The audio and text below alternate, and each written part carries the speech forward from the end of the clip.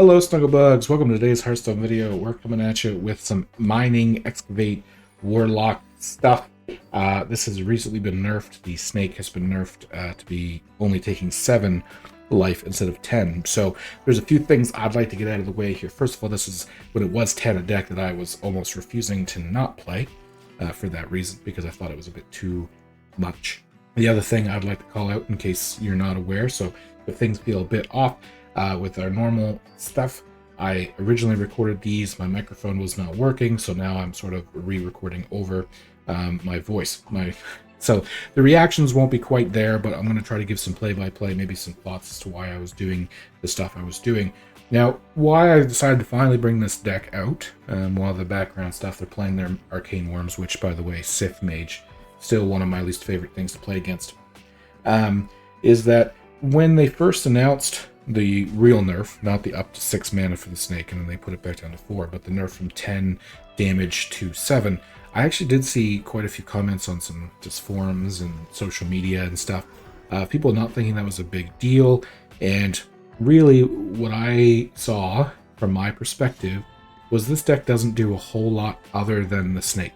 Let's be honest, there's some good board control. Yes, there's Narkandra Thur, and Sargeras and all that kind of stuff, but for the most part, the snake is really everything, right? So the fact that it went from stealing 10 health, which, by the way, passes through armor and actually lowers max health so you can't heal through it and all that fun stuff, you used to only have to play it 3 times, maybe 4 if they had 35 health. Sure, the odd time if you were playing against Blood Death Knight, but generally 3 times is all you had to play it.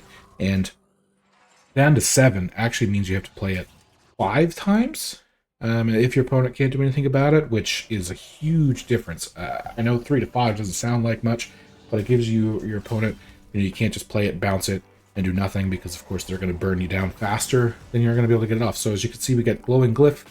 We're starting to get the things go off. We have the Moarg Drill Fist here that we can potentially kill off ourselves if we so desire, in order to start getting into the 3 and 4 excavates, which I do not believe we do.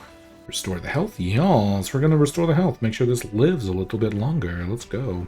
Smokestack for another little excavate, and then trade into the skeletons. Oh, we go face. For some reason I thought we traded into skeletons. There's definitely 2 different ways you could think about doing that. Of course, we need to hit their skellies. I think part of me at the time was thinking, okay, we want them to get hurt because they're snake. We don't want them to have more than 30 health. However, as I mentioned, I actually kind of learned, I think, during this gameplay that it doesn't just hurt them, it actually steals their max health. So apologies, I did not play the deck at all, really, when it first came out, because of how unfun. I'm sorry for those of you who did play it, maybe even enjoyed it, but it's an unfun playing experience, dying when it was, especially when it was 10 damage. So we didn't play it on the channel until now, and I will kind of stick by that. Yeah. Oh, let's see. Sorry if that was loud, but we have the Tram Conductor Jerry, which will help us play and clear out the board and give us some things to do. For those, I guess you can see it on the screen here, since we've excavated twice, it gives you a big old thing of rush.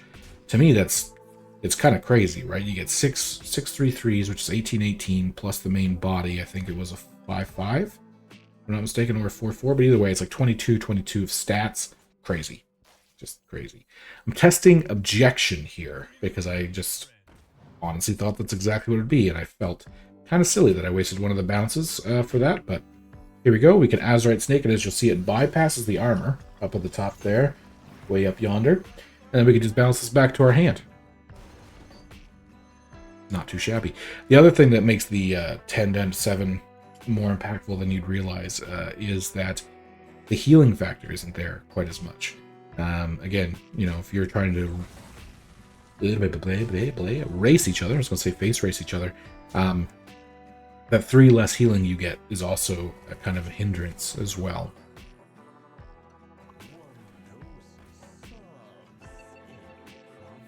Ugh, yep, the snake oil salesman, they're going to ping us, but see how they're already racing us down as well. So instead of just playing the snake, we actually have to play a little bit more defensively, perhaps. So we're going to Tram Conductor Jerry. trade in as much as possible. Watcha, watcha, watcha. Yep, and life tap. There we go. So we did get ourselves a little bit of heal, which of course maybe is the other side. Maybe you need to play a little bit more heal in this deck now than you used to have to. We don't play things like the 2 mana deal 3 damage heal. That little AoE clear, which takes that care of us pretty much perfectly. Now, the thing is with the Dark Angel Thirds, it doesn't get around the armor like the Azerite Snake does. So as you can see, our opponent here is going to just start gaining so much armor. There's not so much that we can do. So what we're just going to do here, I believe... I was going to say, yeah, I think we play the Snake here, right? We're going to stop caring about the armor. No! Apologies. We are going to play the Dark Angel Third and Force of Wills in order to stop them from getting a bit more armor. I'm starting to think...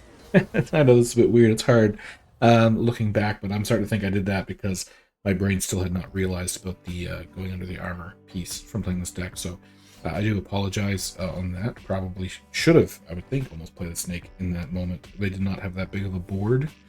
Probably would have been safe. So I did say this in a different video that I kind of had the same issue with. But I'll say it again because I know not everybody watches them all.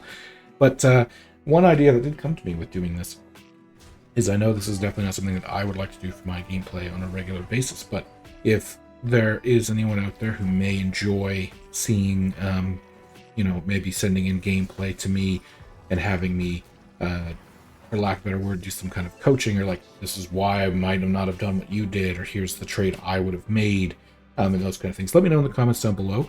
Obviously, we'd have to find a way to get those to me, and we'd have to come up with, you know, what works and what doesn't. We don't want to put people out, but it's definitely something I'd be interested in, and this is kind of a good test of that format, I would say. Allows us to kind of get a gauge as to what it's like having me, I guess, talk over pre-recorded gameplay. So, be interesting. I'd be interested in trying it if anyone is interested in seeing it, of course. I wouldn't want to show stuff. So, our opponent here gets all of these kind of annoying buggers out with their... Yep, we're just going to play our Giga-Fan. Why is it Giga-Fan? And Armor Vendor, or I don't think we life tap here, yeah. I think we Armor Vendor. Give ourselves a bit of life there. Our opponent probably has a pretty easy answer to our Giga-Fan, if I would guess. Little draw first, little Wisdom of Norganon. Good job, Wizard, little Mage. And here's the, I must have been mistaken from earlier. I think here's where they start to gain a lot more armor. Void Scripture. And Arcane Bolt. But see, this is the other piece I remember noting to myself. They use some spells there, particularly just the one, to clear my board. So by kind of using these spells, yeah, here now, Frozen Touch. I guess Frozen Touch goes back to their hand, but using the spells to clear our minions, I'm actually quite okay with. But note, look at their health right now. They're at 16. Before the nerf, they would have already been at a 10, which means our Azerite Snake would have been victorious already. So that is why, again, not to keep talking about it, I guess, but that's part of the reason why... Surprise. I was going to say, I shouldn't do that, right? Take their 7/7. That makes the most sense. And then try to hit them with the Mortal Eradication. In all honesty, I probably should use the Forge of Wills here on the 7/7 that I have first, so that way the Mortal Eradication doesn't hit bad targets. Which is kind of what it did, right? We ended up without seeing why we shouldn't have done that firsthand. So it's kind of interesting. Kind of intriguing, really, one might say. Azerite Gem. Okay, so we're going to take out the thing that gives them armor, just because it's something we can, you know. Probably should have taken out the 3/3, in all honesty, just because the value trade doesn't really matter. But yeah, as I was saying, so they have 16 health. If that used to do the 10 as it did, we would have had lethal by now. So it just really shows you how impactful the nerf really was.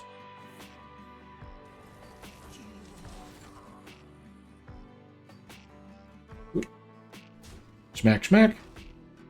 I'm not super concerned, though. I have a ton of health. Yeah, I'm okay with that play, to be honest. Defile is not really good. See what kind of 5-drop we get for free. Doesn't really give me anything fantastic, not going to lie to you. I believe we're looking at the Stoneborn Accuser just because we're thinking if we can infuse it, that's going to be additional 5 damage. And then we realize, oh right, we don't really care weirdly enough about damage because we're not going to get through that armor, right? It's just not going to happen. So let's take the lifesteal, do whatever we can to stay alive is all. Because all we need right now, if we look at our deck list way over yonder, over there, is if we can draw the other Saloon Brewmaster for 2 mana, we can still Azerite Snake, Saloon Brewmaster, Azerite Snake, which will hit them for yet another 14, which, I mean, they only have 9, you know what I'm saying? So that's all we need to do in order to beat our opponent here. Again, not as easy as it sounds. And we should have already, shouldn't say should, I'm glad they made the change. We would have already won 3 nerfs, so I'm pretty happy about this. Don't get me wrong, I still felt dirty playing the deck in general. It just doesn't feel fantastic for me, but it at least felt a bit more fair. Our opponent had tons of time, as you can see here. We've got more than 10 mana. Lots of decks win faster than this. So we did, of course, top deck the Saloon Brewmaster here. So we can just, as you can see, play the snake, bounce the snake, play the snake again for a little bit of lethal.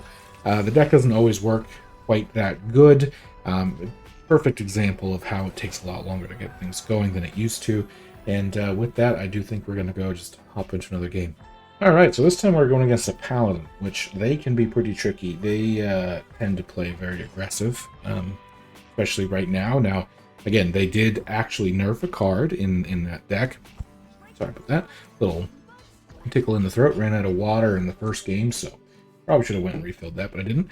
But yeah, their Order of the Court did get nerfed, which, you know, it's a bit of a hindrance just because it doesn't draw them a card, but I mean, it still gives you the same effect, right? So still shuffles your deck, puts the highest cost cards on top. We are looking at the fact that we have the Pouch of Coins, which should help us contend. Now, Doomkin is especially good in sort of metas like this, or in games like this, I should say. Defile would clear the board here. But we're just going to take out the Sanguine Vampire Lady person, play our other armor vendor, saves them from getting the dudes ahead of time. They will have to make the trade if they want it. Oh, we gotta say, I believe they boogie down again. That would make sense as to why they coined the first one, of course. However, we do have the Mortal Rat Eradication, if we so desire, in order to clean up this board. Nice. We don't get any healing off of it, but that's okay. It gives them a handful of little 1/1s that, you know, we don't really care if they play it. If they would have kept their minions on board, turn 4 is a perfect time for them to play the Crusaders ongoing effect thing. Now they're just going to play out their 4 Silverhand recruits, which we'll just deal with, right? Like we'll just kill them all. Click, bang, coin out the Doomkin, so we kind of hold them back again mana-wise. Plus we get to ramp up, which is beautiful. B-E-A-U-T-Fall. Light Ray, of course, is a bit of a hindrance, but it's all their mana. They played it when it cost 4 and not 0, and we'll just play a little Burrow Buster. Then value trade, just to make sure they don't have minions again for that Crusader effect that we were talking about, while continuing to mine out our snake. Little slippery snake. What's the Thor Love and Thunder? You know, you have the, I can't do it very well myself, but it was the human shake, the Asgardian snake, or shake into the snake, into the Asgardian high 1. Probably a very niche little thing there. I'm a big Marvel fan, by the way, both comics. Well, used to be. I haven't read comics since I was younger, and then into the movies, of course, they've been coming out. I don't really feel like moving my camera. Huge Marvel poster, Guardians poster up there. Anime wall on that side, so I mean, don't know if you're a fan of anime, but if you are, let me know what you like in the comments down below. No judging here, of course, because everyone likes different kinds, so let's talk about it. Let's just, you know, let's bring up those discussion points. It's what I like. It's kind of off topic because it's weird having the gameplay in the background, but the community, of course, obviously, Hearthstone. Love talking about Hearthstone with anybody. You got deck ideas or whatever, fantastic. Big fan of wrestling, Nintendo, like Pokemon and things, anime, Marvel, you know, just kind of a big nerd. I have a wrestling belt I was thinking about hanging up there kind of behind me just because. as we play our Moarg Drill Fists, kind of went way off topic there. We used the Boulder Fist place to buff our Doomkin, I think, just last turn, maybe 2 turns ago. I'm so sorry. This game, our opponent is kind of just falling behind because we stole their mana. We go, oh, look at this. This is beautiful. We can see that we have 10 damage on board. We're just going to attack base, and probably the first time I have ever thought about doing this, I'm going to play the Darkhand Rathur into Reverb. There was a second of a pause there, where you saw me hovering back over the Moarg and the Boulder Fist city, or whatever that's called, where I thought maybe I missed lethal. I knew I was going to get them down to 3, and I thought maybe I could have buffed my Moarg up to 7. However, that would have only been 6, so would not have made the change.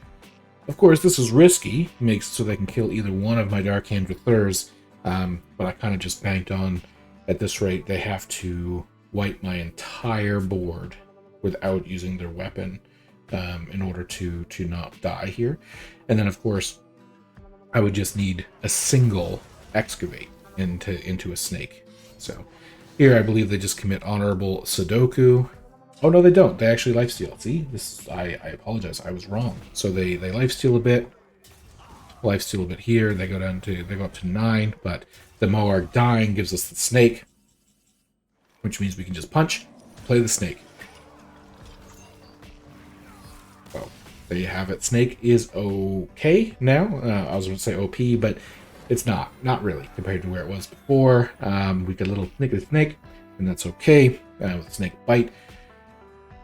I know this was different, so thank you for watching. It does mean a lot to me. I know this is different, seeing me kind of just talk over top of gameplay versus my overall thought process, but I admit I kind of enjoyed it. Allowed me to talk a bit more about myself, and hopefully you enjoyed that as well. So thank you very much for watching. I appreciate it a bunch. Have a great rest of your day, and I'll see you in the next one.